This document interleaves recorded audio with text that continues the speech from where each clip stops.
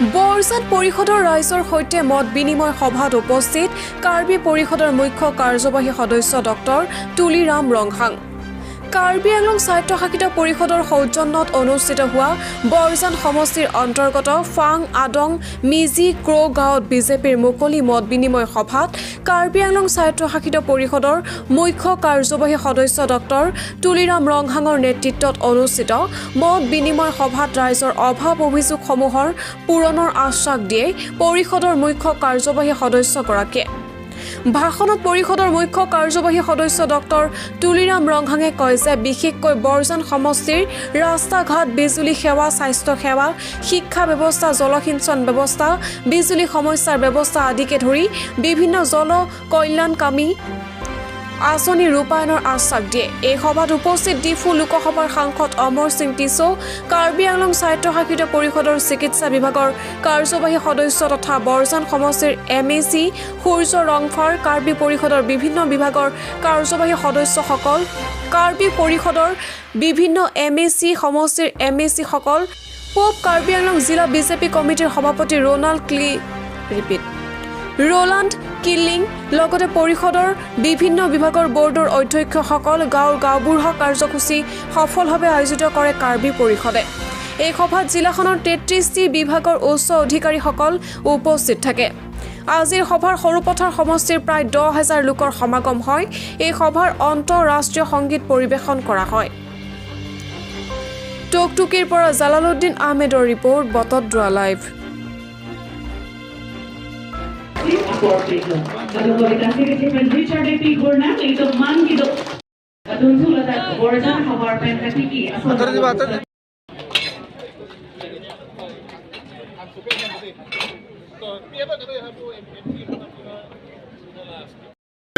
জল জীৱন মিছন এটা আহি পাইছে স্কিমটো, তাৰে মাজত আজিৰ দিনত 32 স্কিম ফাংচনিং চলি আছে। বাকী 80% 90% এটা কমপ্লিশ্যন হোৱা নাই, কিন্তু কমপ্লিশ্যন হ'বলৈ আছে।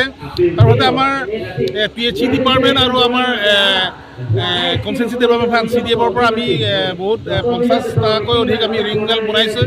সেইটো লৈ এতিয়া পানী যোগানৰ অলপ প্ৰব্লেমটো অলপ ৰিজল্ভ হৈছে বুলি আমি পোৱা নাই ৰিজল্ভটো, কিন্তু 90% মান ৰিজল্ভ হৈছে।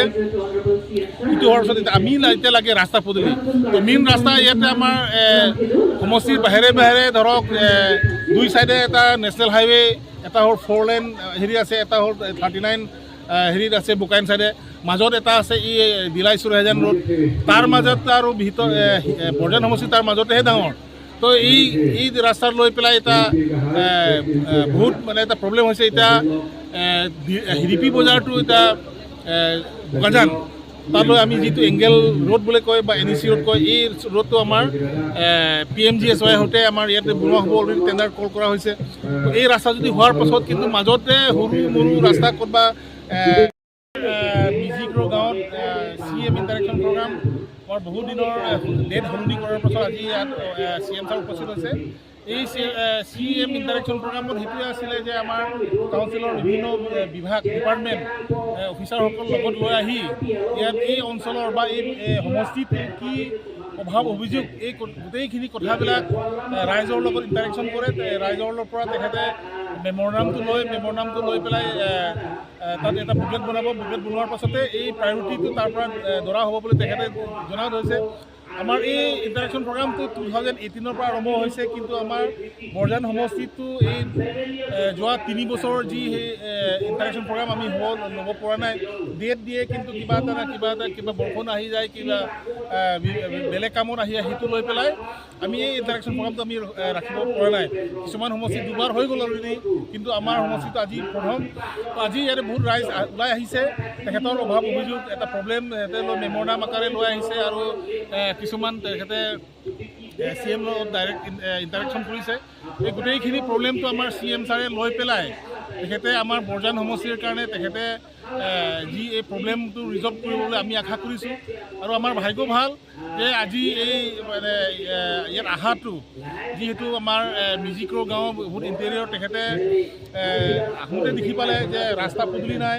আমি বৰজান সমষ্টিটো সেইটোৱে আছিলে যে দুটা বস্তু বহুত মানে অভাৱ আছে, সেইটো হ'ল পানী যোগান যিটো খোৱাৰ পানীৰ কাৰণে অভাৱ সেইটো আছিলে, এটা হ'ল ৰাস্তা পদূলি। তো 9 কিলোমিটাৰ এই গোটেইখিনি ৰাস্তা যদি আমাক দি দিয়ে তেতিয়াহ'লে এই গোটেই অঞ্চলটো আমাৰ মানে কমিউনিকেবল এটা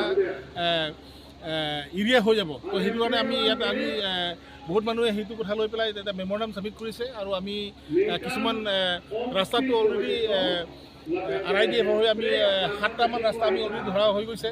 সেইটো লৈ আমি এটা বহুত আশা যে উইদিন 1 ইয়াৰ ভিতৰতে আমাৰ এই ৰাস্তা কমিউনিকেশ্যন আৰু আমাৰ পানী যোগানটো প্ৰগ্ৰেমটো ৰিজল্ভ হ'বলৈ আমি আশা কৰিছোঁ।